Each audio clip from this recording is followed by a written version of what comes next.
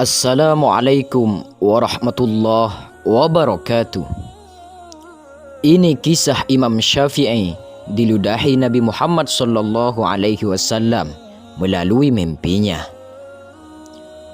Abu Abdullah Muhammad bin Idris Asy-Syafi'i Al-Mutallibi Al-Quraisy, singkatnya Imam Asy-Syafi'i, adalah seorang mufti besar Sunni Islam dan juga pendiri mazhab Syafi'i. Imam Syafi'i merupakan salah satu Muslim yang dikaruniai nikmat ini. Dalam Manaqib Al-Imam Asy-Syafi'i, Imam Fakhrul Razi menuliskan kisah Imam Syafi'i yang bermimpi bertemu Nabi Muhammad SAW.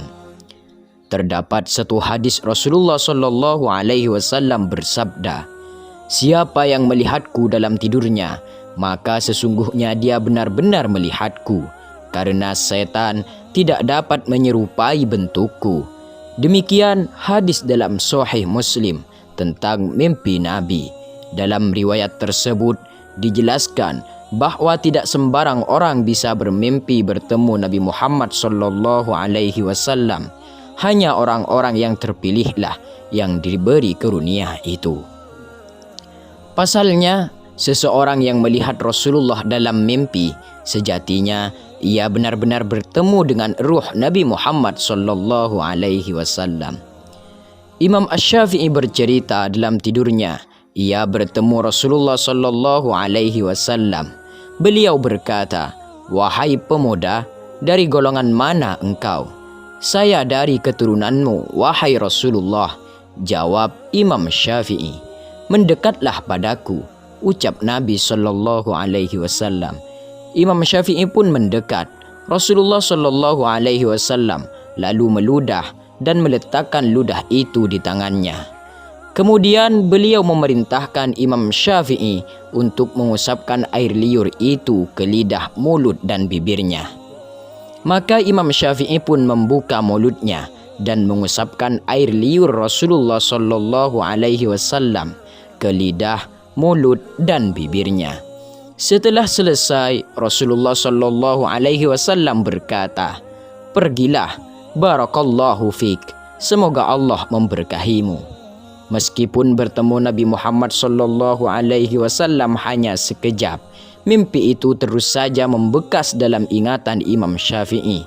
Ia tidak lupa akan doa yang dipanjatkan Rasulullah SAW untuknya. Selain itu, liur Nabi SAW juga mengandung mukjizat dan keberkahan. Selain mimpi bertemu Nabi SAW, saat masih kecil, Imam Syafi'i juga pernah bermimpi melihat seorang laki-laki yang sedang mengimami solat di Masjidil Haram. Setelah selesai solat, sang imam menghampiri jemaahnya dan mengajarkan ilmu kepada mereka. Maka Imam Syafi'i mendekati imam tersebut dan berkata, "Ajarilah aku." Tanpa disangka-sangka, imam Masjidil Haram itu justru mengeluarkan timbangan dari lengan bajunya, kemudian memberikannya kepada Imam Syafi'i muda dan berkata, "Haddakah Allah, semoga Allah memberimu hidayah." Saat itu, Imam Syafi'i tak mengerti maksud dari mimpinya itu. Akhirnya mendatangi ahli tafsir mimpi dan menceritakan apa yang dilihatnya dalam tidurnya. Sang ahli tafsir mimpi itu berkata, "Sesungguhnya engkau akan menjadi imam dalam perkara ilmu yang berada di jalan sunnah. Karena Imam Masjidil Haram adalah imam yang paling baik di antara yang lain. Mengenai timbangan itu, berarti kelak engkau akan memahami hakikat sesuatu." Demikian kisah karomah Imam Syafi'i yang bermimpi diludahi oleh Nabi Muhammad SAW.